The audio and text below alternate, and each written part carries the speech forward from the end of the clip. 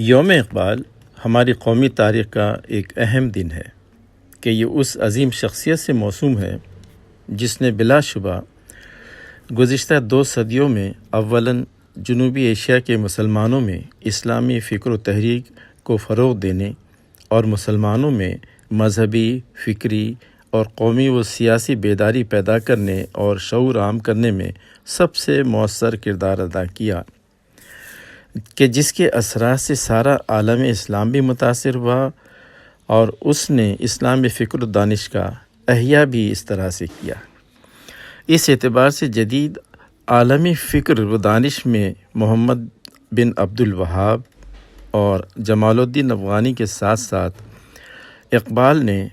اب صرف عالم اسلامی کے تناظر میں نہیں بلکہ عالمی فکر و دانش کی تاریخ میں بھی اپنے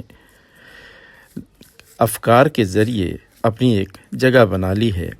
کہ جس کے طفیل اب عالم اسلام ہی نہیں، پاکستان اور پاکستانی قوم بھی یہ فخر کر سکتی ہے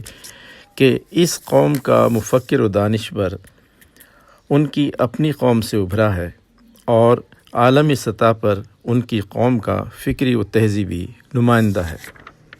افسوس کہ آج کل کے مخدوش طبعی حالات کے نتیجے میں ہم اقبال اور ان کی فکر و دانش کو اجتماعی اعتبار سے خراج تحسین پیش نہیں کر سکتے،